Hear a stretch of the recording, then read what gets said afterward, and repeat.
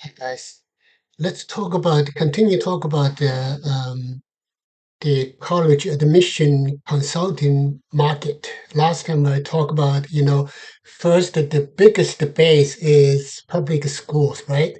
Unfortunately, those two issues with the public school consulting. Number one, the ratio is very high. We're talking about almost 500 students per counselor. Okay, that's one thing. And the second thing is that they are not exactly off limit. They're still open. For example, the consultant, the counselor, public high school can still join, a COPA college areas, just like they can join the LinkedIn, right? However, there's some limit because they are hired by the public school, they are hired by the government, so to speak, and they have to be very careful, especially when it comes to recommending paid program outside the college, outside the school, outside the affiliated, with outside affiliations.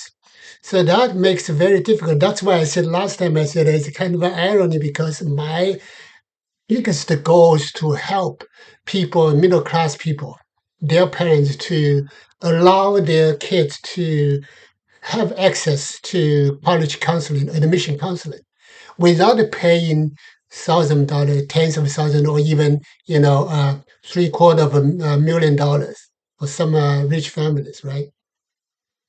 So here is the thing. Last time I said that we have independent and Catholic schools, but we also have Independent Educational Consultant Association (IEDC), IECM, sorry. So those we also have another thing called the Western Educational Admission Educational something WACDC ACDC, I think. But so they are the same thing. The common feature for these people is that they are private business. So they're not affiliated with any school, not even independent school, not even Catholic school. They are only their own business. They're the small business owners, and the parents are paying anywhere from $3,000 to $15,000. So a membership with a COBA with college dairy that costs like as low as $4.95 to $4.95, like a cup of latte. That's basically nothing. The most important thing is that as an independent educational consultant, they are only keeping a small base. Their workload is like anywhere between 20 to 60. In fact, they constantly, especially the good ones, they constantly pushing the family away. They say, no, no, no, I'm sorry, I can't take them. I already have my case is full. You'd have to find somebody else.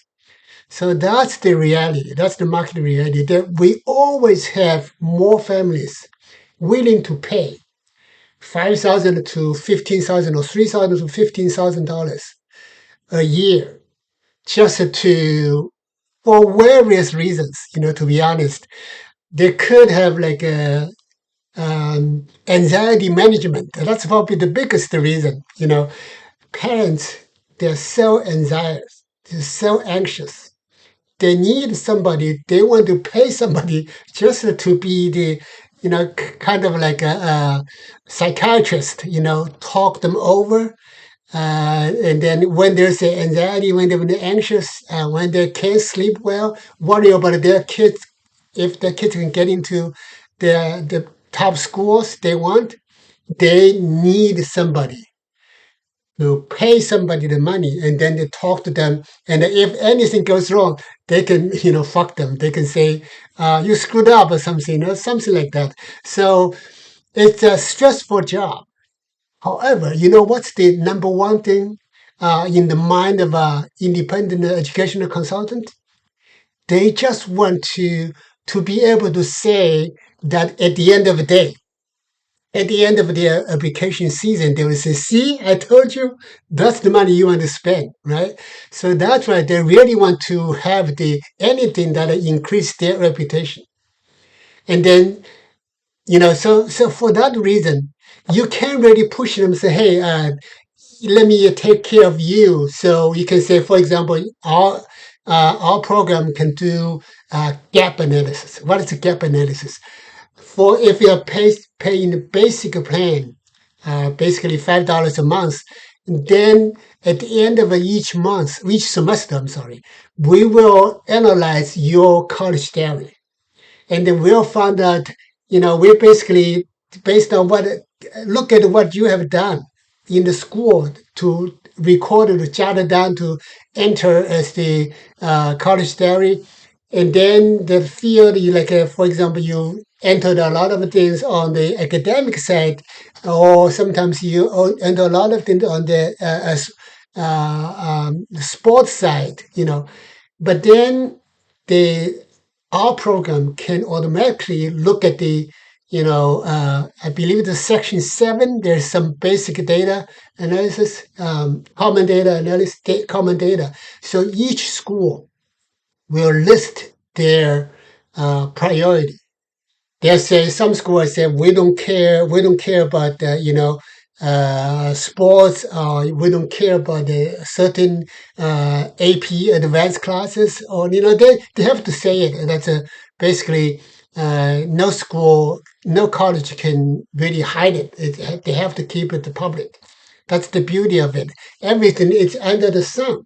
Everything is open to grab. You just have to know it.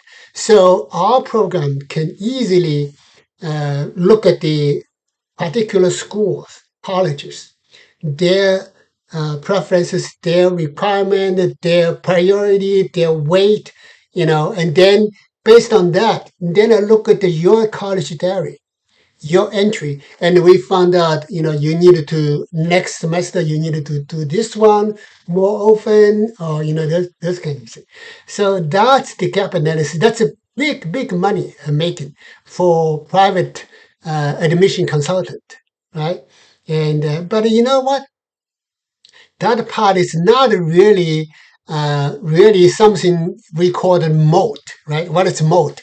It's basically a big, deep trench, sometimes with water. So it's basically, it's the trench surrounding a castle or surrounding a country like a Troy.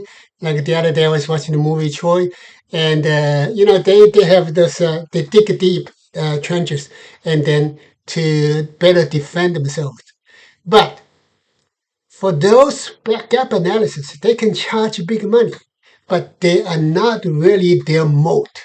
For independent educational consultant, their real moat is managing relationship, managing anxiety, and then to act as a authoritative figure. Say, hey, you really have to do this. Okay, the AI have to say that nicely, politely, but you as a head consultant, you don't have to be so nice. You have to put some pressure on the parents and on the student. Say tell the student that your parents paid me a lot of money. You have to do this. Otherwise, I won't be responsible. So those kind of things that can only done by humans, by human independent consultant. So that's the beauty of it. So we don't want to. That's why same logic. Why we have Zillows, right? We have all the other softwares, and then read some. There's another one, read something. But those software, they can do the dirty work. They can do the legwork, just like we are. Our program can do the gap analysis. That's a kind of tedious, detailed, and it can easily put somebody to sleep, right? But that kind of thing, even if you have Zillows, we still have realtors, right? Why? Because analysis software can do things that it's probably some even better than humans. But on the other hand, humans can do things that the software can never do.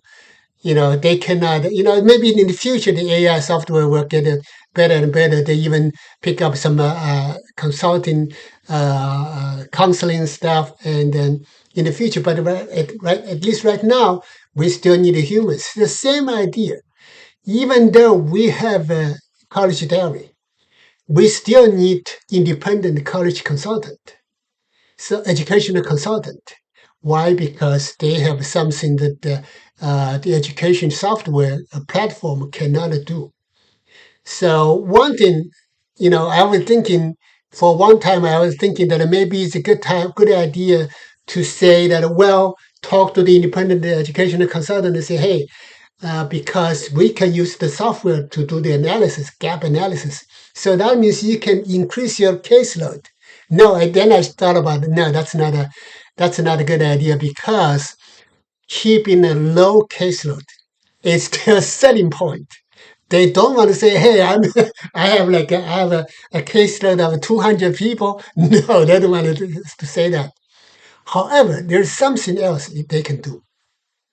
They can always pick up their lower tier cases, meaning that they can, instead of asking the families to pay $3,000 or $15,000 a year, they maybe like you pay me like a $1,500 or $2,500, and then I give you the very basic bare bone analysis, and then I'm gonna introduce you to the college diary, and then you can walk your way, and then at least you get some uh, basic work done, right? So that would be the good idea. That means that there will be no conflict of interest for with our college diary, with our ACOBA.